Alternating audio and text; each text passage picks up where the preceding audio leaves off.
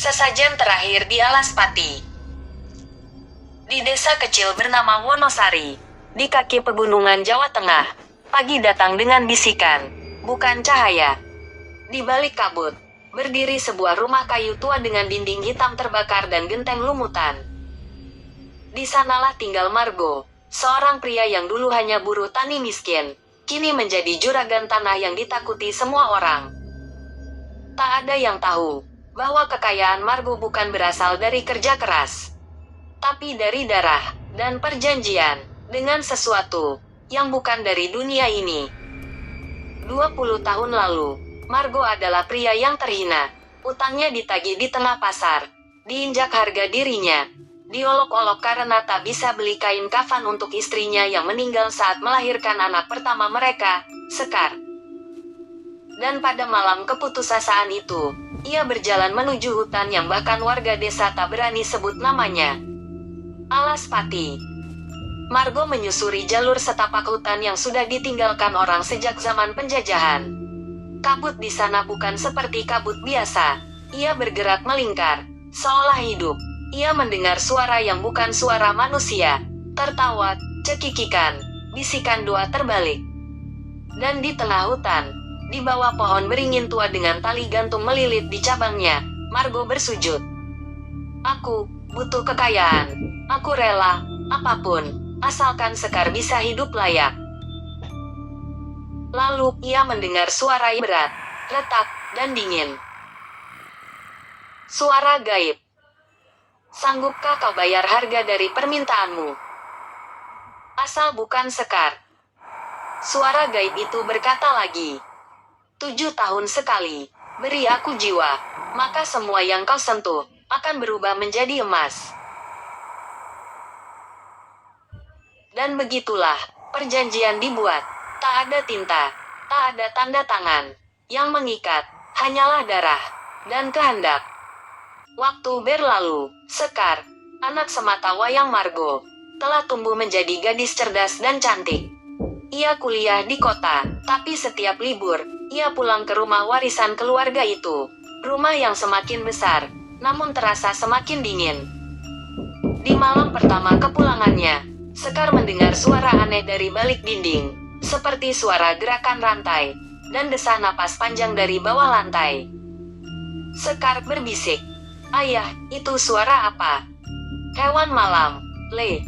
Tapi Sekar tahu, itu bukan suara hewan. Itu seperti suara orang yang disekap.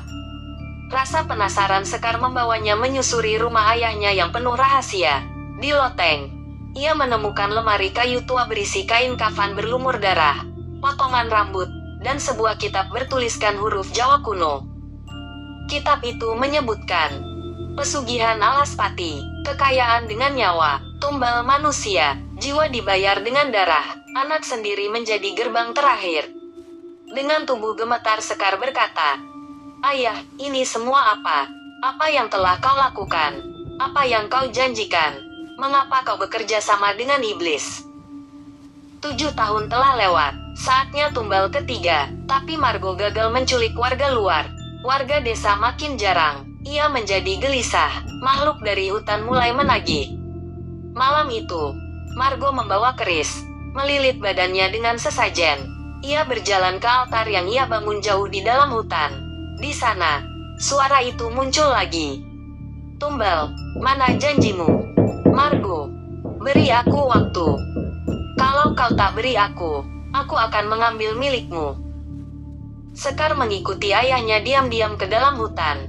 Di sana ia menyaksikan ayahnya bersujud di hadapan makhluk setinggi 3 meter. Wajahnya gelap, tubuhnya berakar, matanya merah menyala seperti bara dalam gua. Dan saat Margo memegang tangan Sekar, "Margo, maafkan ayah, Le, tapi kau harus jadi sesajen terakhir." Sekarang tersentak. "Apa?" Saat Margo hendak menusukkan keris ke dada Sekar, cahaya putih menyilaukan muncul dari balik pepohonan. Roh ibu Sekar muncul dalam bentuk siluet perempuan berjubah putih. Roh istrinya berkata pilu, "Jangan hancurkan hidup anakmu, seperti kau menghancurkan hidup kita." Margo menangis, jatuh berlutut, dan dengan suara bergetar, Margo dengan lirih berkata, "Aku tak sanggup lagi. Sepertinya ini adalah akhir hidupku." Margo dengan langkah putus asa berteriak histeris. Melemparkan dirinya sendiri ke altar, menebus semua dosa, dengan darahnya sendiri. Lebih besar dari suara sunyi, burung gagak, Sekar di rumah sendirian. Tahun berganti, Sekar hidup tenang. Ia meninggalkan desa, menjadi guru di kota kecil. Tapi trauma itu tak pernah benar-benar hilang.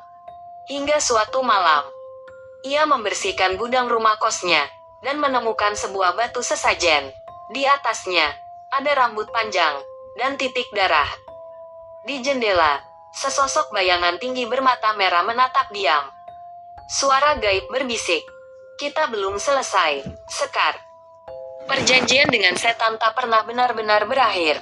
Mereka hanya menunggu darah berikutnya.